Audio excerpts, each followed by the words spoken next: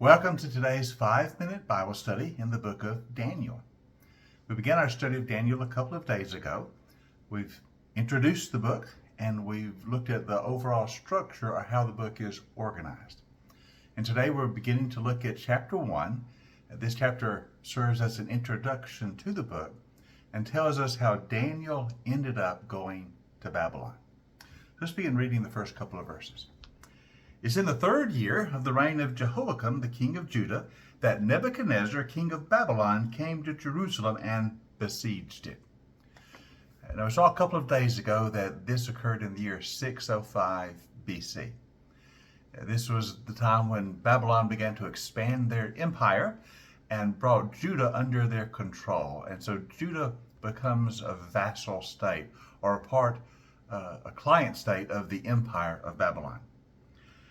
The Lord delivered Jehoiakim, king of Judah, into the hand of Nebuchadnezzar, along with some of the articles from the temple of God. He carried these off to the temple of his God in Babylonia and put it in the treasure house of his God. So some of the treasures of Jerusalem flow to Babylon. This is part of their tribute to their master, the Babylonian Empire. But now, how does Daniel end up in Babylon? We read on.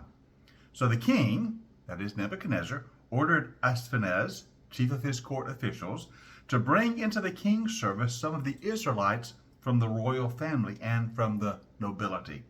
Young men without any physical defect, handsome, showing aptitude for every kind of learning, well-informed, quick to understand, qualified to serve in the king's palace.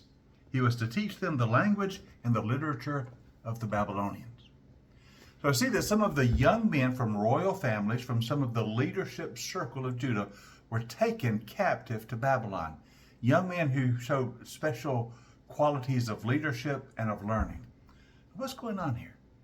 It was part of the Babylonians' strategy when they conquered an area, when they brought a nation into their circle of influence, they became part of their empire. They would take some of the best young people, young men of that conquered country, take them to Babylon, train them in the way of the Babylonians, and employ them in the service of the empire. Now, why did they do that?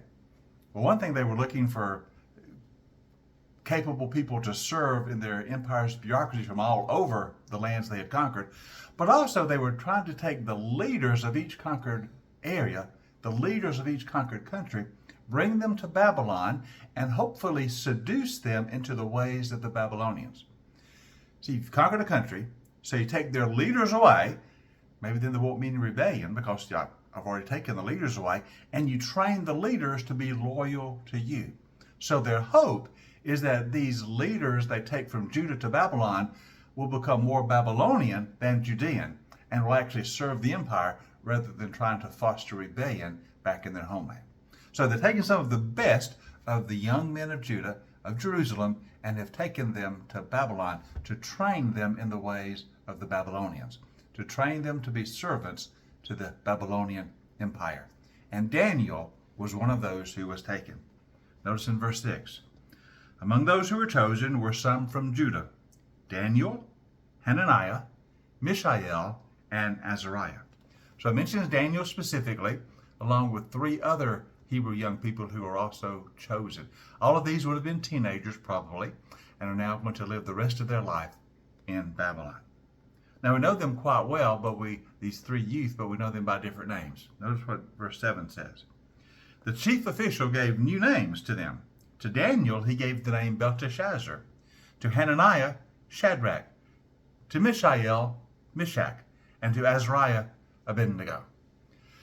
Now, it's interesting that they're all given new names, Babylonian names, but Daniel, we've always known by his Hebrew name, Daniel. But the other 3 Hebrew youth with him, we know them by their Babylonian names, Shadrach, Meshach, and Abednego. But anyway, all 4 of these have now been carried off to Babylon. They're going to spend the rest of their life there, and they will be tempted to the idolatry and to the culture and to the way of thinking of the Babylonians. Now, what we're going to see in chapter 1 is that these 4, Daniel, Shadrach, Meshach, and Abednego, are going to resist being seduced into the Babylonian religion and idolatry and culture. They are going to stay true to their God.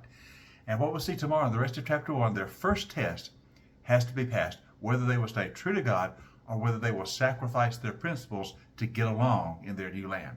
We're going to see how they resist the Babylonian influence. But we'll look at that tomorrow. So I hope you join us next time for our 5-minute Bible study in the book of Daniel.